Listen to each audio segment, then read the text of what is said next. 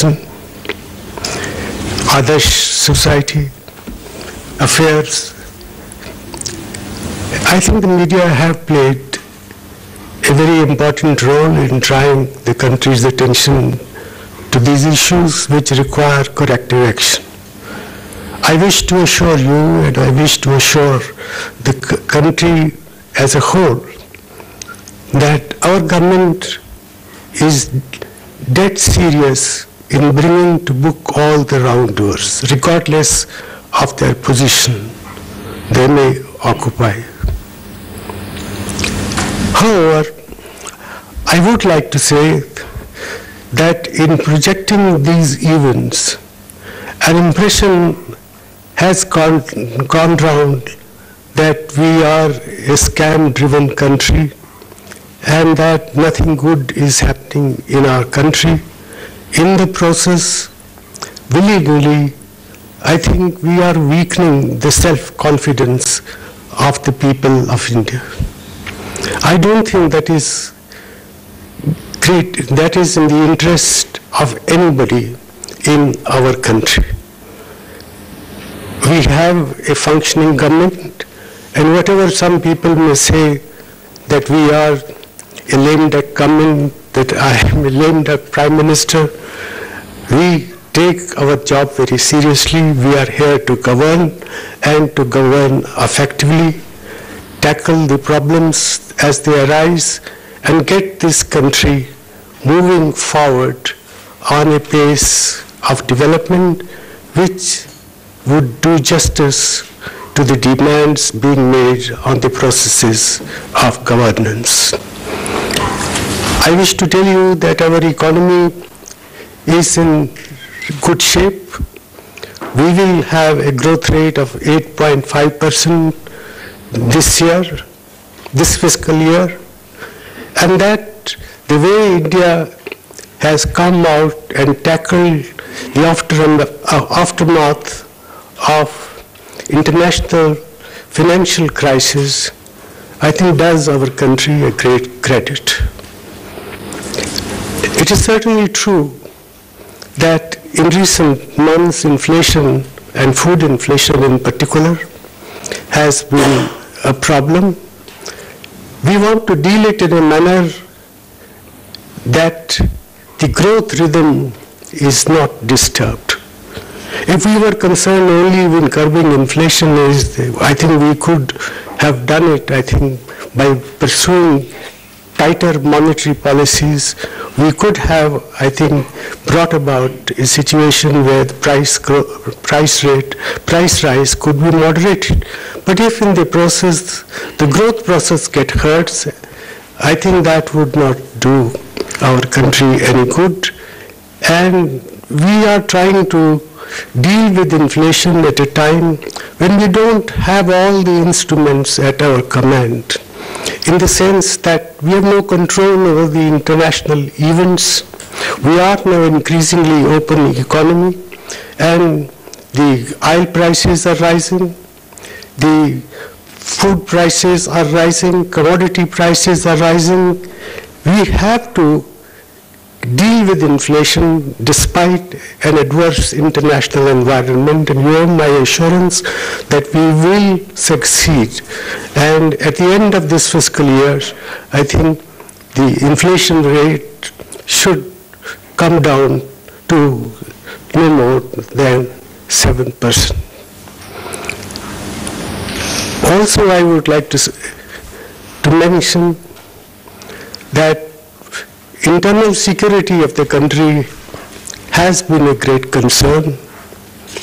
I wouldn't like to say that we're not worried about terrorist act.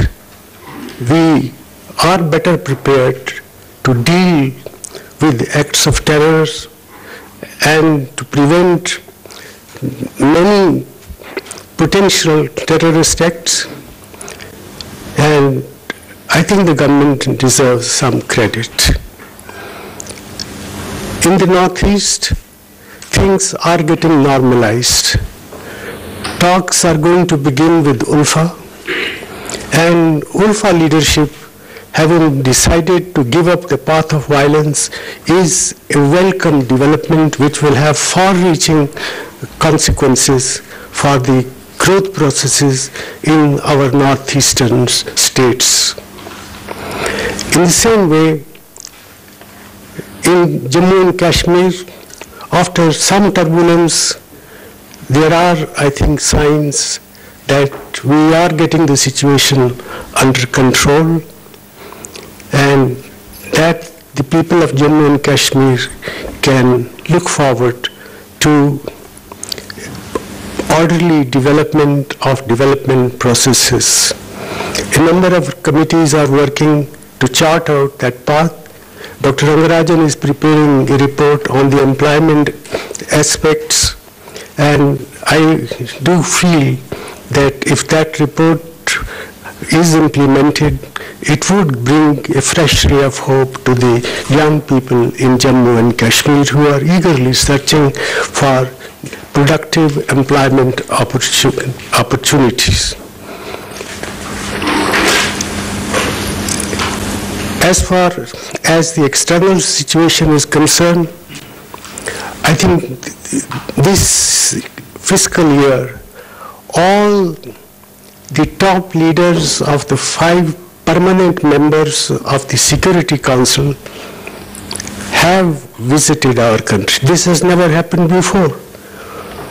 And the world today appreciates that India, a democracy, a functioning democracy, committed to the rule of law, committed to respect for fundamental human rights, is trying to seek its economic and social salvation in the framework of democracy and rapidly expanding economy.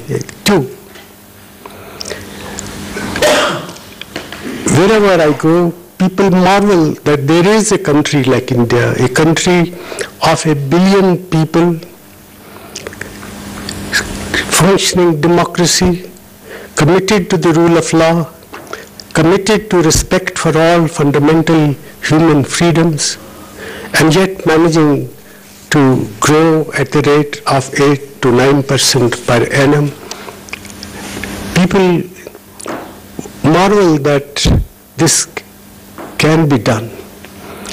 And whatever our own domestic weaknesses, I think we shouldn't create an atmosphere whereby the nation loses its sense of self-confidence. I think the media has an obligation, the government has an obligation, the opposition has an obligation that we work together in a spirit that India as a whole has to march forward. Parliament has not been allowed to function for reasons which I am not able to understand. But we are making an honest effort to ensure that the next session of Parliament will be an orderly session. We have important legislation apart from the budget to put before Parliament, and talks are going on with the opposition parties to ensure that whatever our differences, Parliament should be allowed to function normally.